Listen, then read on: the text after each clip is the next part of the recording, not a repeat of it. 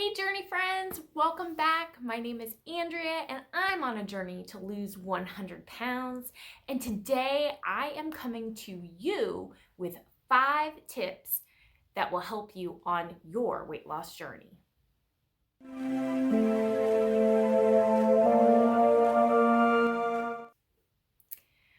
All right, guys. So today I wanted to share with you 5 tips that have really helped me along on my weight loss journey.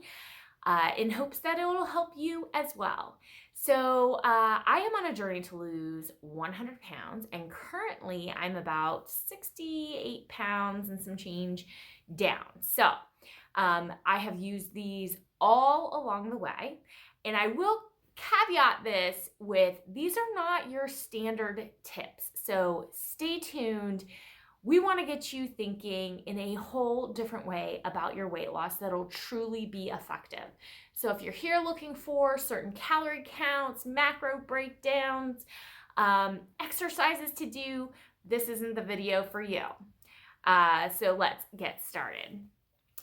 All right, so number 1, you need to get your body primed for weight loss each and every day. What does that mean? All right, so number 1, you got to drink at least half your body weight in water, okay? So when I started this out, I was at my highest weight of 250 pounds. That meant that I needed to be drinking 125 ounces of water each and every day. This is so important. Water helps to aid in your digestion, make sure that it is digesting in the most efficient way possible. Guys, constipation's a thing. Water helps it out, helps you eliminate all the toxins in your body and things like that. It is also required in the process of burning fat. So if you want to burn fat and get rid of it, you've got to drink the water. Also, I think we've all heard it before, that you will often have a false sense of hunger when you're actually thirsty. So if you are drinking all the water, half your body weight in fluid ounces, there should be no false hunger. That is actually thirst. You will be well hydrated and ready to go. The second thing to get your body primed for weight loss would be sleep. Y'all, you got to hit the hay, right? Give yourself a bedtime if you need to. You need to be getting at least 7 hours of sleep. Why? Like, I'm an adult. I can get as much or little sleep as I want. Well, when you go to sleep, that's when your body is repairing itself, priming your body to perform at its best. So getting at least that 7 hours of sleep really helps to put you in that primed state. As well as, guys, if you are not getting enough sleep and you are tired during the day, you are going to be craving those more quick energy foods, right? The ones that are really carb heavy, sugar laden kind of stuff. And those might not always be the best for your weight loss. So you really want to make sure you're getting that 7 hours of sleep so that you are not having those cravings for those quick energy foods. As well as, guys, if you're not well rested, like, your mental capacity goes out the window, right? You are not going to be thinking as rationally. You're not going to have as much willpower.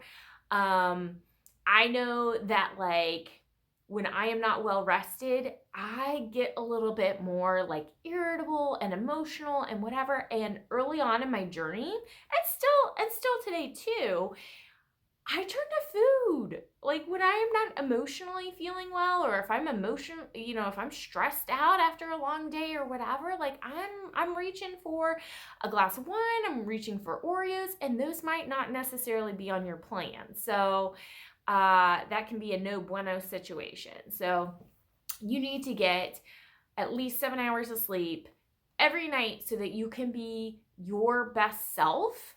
And when you are your best self, you make the best choices for yourself. So get yourself primed and ready, get the sleep, get all that water in. So next, you need to decide. So tip number 2, decide how you're going to measure your progress. I see far too many people that just rely on the scale to tell them whether or not they're doing weight loss right. Now, I get it. It's kind of the standard, right? We're trying to lose weight. How do you measure weight? Well, it's on a scale. Not necessarily so, guys. I would highly recommend that you take a progress picture. Like, seriously, pause the video, put your camera up on a bookshelf or something, and snap a little selfie right now. You will not regret ever having that before picture. I have found that in comparing my pictures to when I first started, it is not only the shape of my body and the size of my body, it is also like the glow on my skin, the twinkle in my eye. I've had people on the internet when I post my before and after pictures tell me like how much my skin is glowing, and I just look like I'm radiating like joy. So take the before pictures. The scale is not always going to show you the number that you want to see. It goes up, it goes down. It is not a linear progression of one number to your goal weight. Like, it's just not. So to be able to look back and have other measures of your progress is going to be like invaluable. This will get you through the hard times when the scale is not necessarily going in the way that you want it to go. So I would also say body measurements. So, and this is just a tool I have used and found on my own journey, but this is a digital measuring tape. It just comes out like that. Look, oh, it went on. It tells you the measurement. It actually is Bluetooth and everything. So again, this is a Fit Index. I don't know. I got it on Amazon or something. I'm not an affiliate in any way. But this is a great way. You just like loop it around. It plugs back in. It'll upload to an app and take your and keep a record of your body measurements. Body measurements are a really great way to measure your progress, because especially in this body transformation challenge with Nicole Wilkins, you've seen some of the videos here that I've done. I'm gaining muscle mass and my body is shrinking, but the scale is not really moving that much. So body measurements are so key, especially if you are trying to change the way that you are moving your body and exercising. It'll be such important information for you to keep track of to help keep you motivated, especially if that scale is not moving down as quickly as you want it to be. The other thing that I would say in measuring your progress, you also need to be doing like a habit tracker. This is my habit tracker. I have my habits here, days of the week, and then you just check off whether or not you are doing them. I also have a monthly data sheet that I keep the results of my habit tracker for everything, all the weeks here, and then I have some questions I ask myself at the end of every month. Like, you need to know whether or not you are doing the things.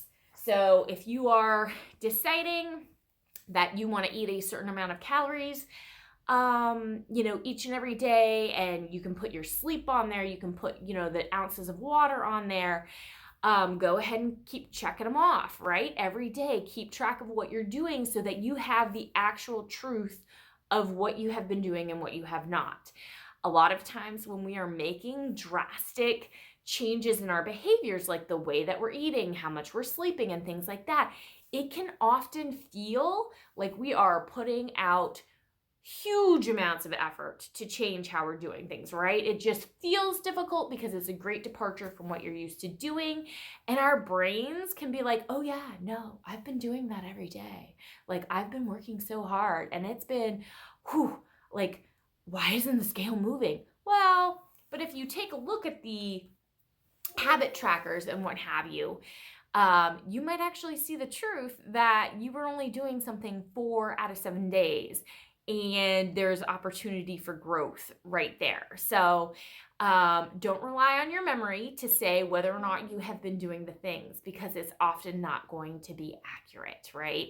So keep that data tracker, keep yourself honest with yourself, and really know what kind of progress you are actually making.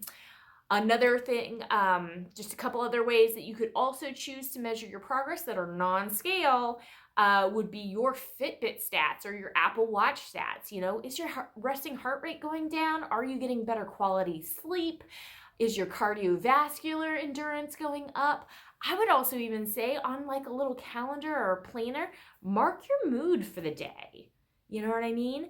As I've gone through this journey, I have noticed that my mood, like I am just feeling better about life, just in general. I'm not so weighed down, not only physically, but like mentally too. So that can also be another way that you can track your progress.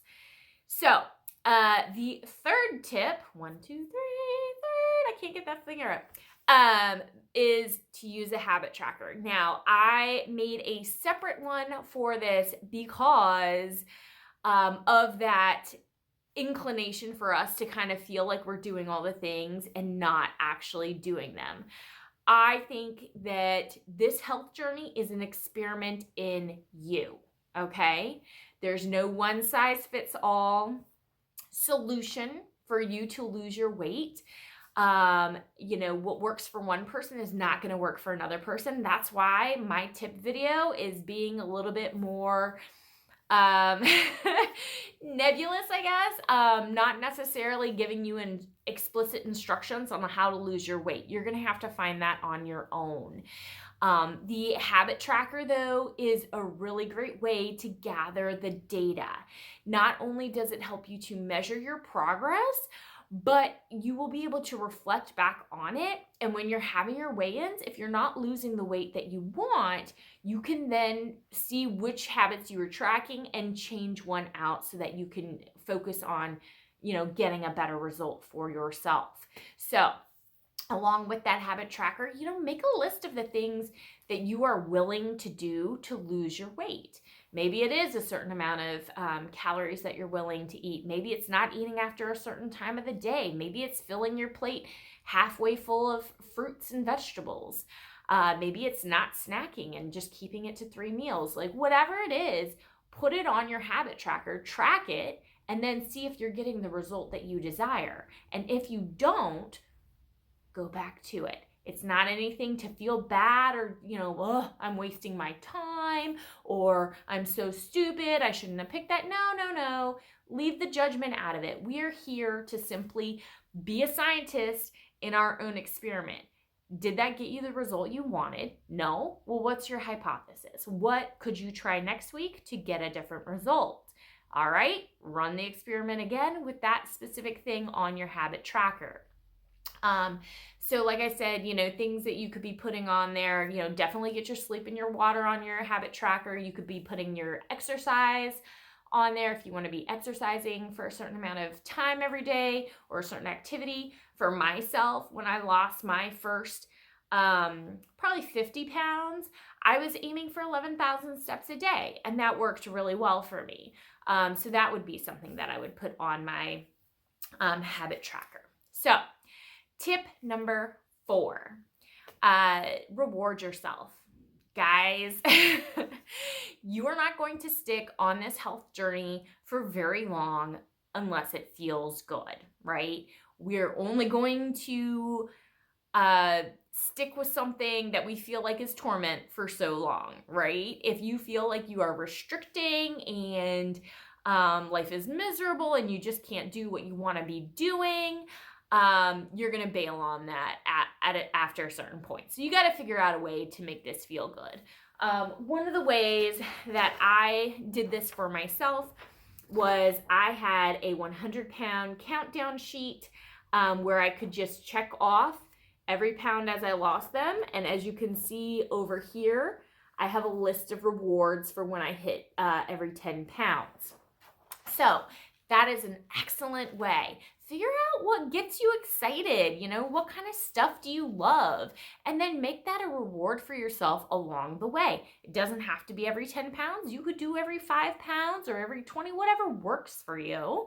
But make sure that they are easy enough to achieve to where you're going to be getting them fairly often, so that you don't lose motivation. Like if I just had one reward at the end of my 100-pound weight loss goal, I probably would have bailed by 20. So make them realistic to achieve on a fairly regular basis. I mean, for me, it's about every couple months. But the other thing is too, you also have to kind of create your own reward. And I mean that in the way of like every time you check off a pound that you've lost, like you need to say something in your head like, girl, you're killing it. Or, wow, look at me go. Like, I am seriously doing this. I am amazing. I am unstoppable. I also do that with every day when I'm checking off something on my habit tracker. Like, I just say something to myself like, you are doing it, girl. You know, you're amazing. You are going to be 100 pounds down in no time at all because we are getting it done every day. Like, you have to create that intrinsic reward of how you're speaking to yourself. You got to be your own cheerleader. Guys, it sounds so cheesy, but it is true. Nobody else is going to cheer you on your weight loss journey like yourself. I mean, I can post a picture on social media and people will say, hey, great job. But on the day-to-day when I have to be putting in the effort, like nobody is there saying, hey, great job. Hey, you're doing it right. You have to be that for yourself. Other ways that I have rewarded myself, you guys have seen my videos on Stitch Fix boxes, Flex It Pink, their workout community. I do their subscription boxes, LEF Leisure boxes. I mean, there's tons of little boxes out there that are geared towards working out and all of that. And I love the Stitch Fix boxes too. I actually have one coming to me soon. Because don't wait until you're at goal weight to actually have clothes that look great on you and fit you well. You want to celebrate your body now and feel good about it now because it's not going to motivate you necessarily to have like baggy, frumpy stuff on. Like that's part of the way of like getting you mentally primed for that weight loss, to feel good about how you're looking and building in that reward of maybe some new workout clothes too, so that you can look super cute at the gym. Those are all really great ways. So number 5, the final tip, number 5, you gotta have a crisis plan. What do I mean by that, girls? I mean that you need to have plans already made on what you're going to do. Like if you eat off your plan, if you decide to go face down and wine and Oreos one night, if you miss a workout, right? If you do something that is contrary to your weight loss goal, you want to think about these things ahead of time, okay? Now, I think that we have all been on a diet before. We have all been there, done that. We have tried it, we have failed, we have come back and da-da-da-da-da. So make a list of those situations, right? Long day at work, boss was really bothering me. Kids were whiny and not listening when I got home. I was stressed out to the max and decided to console myself with, a box of chocolate chip cookies, whatever it is. And so you want to have that situation, make a whole list of all the situations. And even if you haven't experienced them, what could you imagine happening in the future? So you just make a whole list of that, right? In one column. And then in another column, say what you want to do in that situation, right? This is what has happened in the past, what you could imagine happening wrong. And then in the next column, put what you want to do. Like, how would your best self handle that, right? And then that's kind of creating those instructions for your brain that when we get in this situation, right? If I've had a long day, I'm mentally frazzled, I just feel like I can't do anything, or I'm having such an intense craving for something and I feel like I just can't, withstand it anymore and I'm gonna cave. Well, here are the instructions for my brain. If I feel like that, I am going to go to a different room, or I'm going to go outside for a 5-minute walk and then reevaluate at that time. You know what I mean? Give yourself the instructions ahead of time so that when you're in the middle of that crisis, you're not trying to think of, oh, what should I do? Oh, I'm fighting against myself. No, I've already thought this through. I already know how I'm going to handle this. And then you just execute the plan. Now, guys, I know it's not always going to work that beautifully and that flawlessly, but give yourself the leg up and get the instructions ahead of time. Not all is lost if you don't follow the instructions to the T. This is an experiment in you, right? This is figuring out what works for you. This is also about practicing, right? You are not going to do something phenomenally well the first time that you're trying it, right? If you've always done something in one particular way in the past, now you're trying to do it differently, expect that it's not going to go off without a hitch. But that's okay. You just take that as a learning moment, right? Go back to your list. Did that work well for you? Are you willing to try that again? Or does that, what I'm going to do next time, need to be tweaked a little bit? You gotta reevaluate it, right? And even if it doesn't go according to the plan and the instructions that you had already set forth for yourself, be kind to yourself, right? This is not a time for judgment. This is a time for love. You are doing the best that you can. It is about just what can you do in that next moment then to get yourself back on track, right? Maybe that's, I can always have a glass of water so that my body is well hydrated. Maybe that's, I can always journal about what happened to kind of, sort through my emotions and figure out what's going on there. Maybe I can always move my body in a way I enjoy for 5 minutes. So no matter if you succumb to that craving, no matter if you didn't get that workout in or whatever, like, what's your next best decision? What, after that crisis, what is the way that you're going to kind of clean it up and get back on track? Far too many of us, I think, make a poor decision, or what we consider to be a poor decision, and then we start to beat ourselves up and judge ourselves and really make the situation worse, make ourselves feel like crap even more, so that we feel even more unmotivated to do the things that we need to do to lose the weight.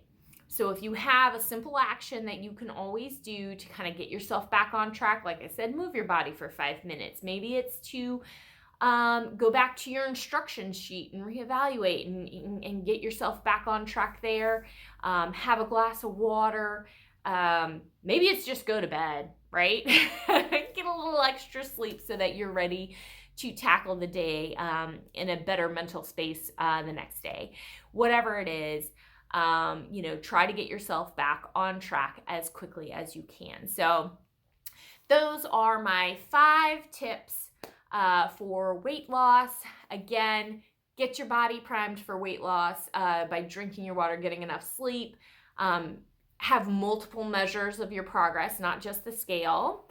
Have a habit tracker to track what you're actually doing, and so you can evaluate if it's working and change it up as needed. 4 is to reward yourself, because you have to keep your motivation up, and that'll be done by, rewarding yourself, cheering yourself on, and all of that. And then 5 would be to create that crisis plan, thinking ahead of time about what could go wrong and what you want to do in those situations, and then having an action plan for getting yourself back on track if things don't go according to that plan. So I hope you found this helpful. Guys, please, if you like videos like this, give this one a thumbs up and comment down below what your greatest takeaway from this video was. I would love to hear that and hear your thoughts on that. So go ahead and subscribe to my channel as well, and we will see you next time. Bye.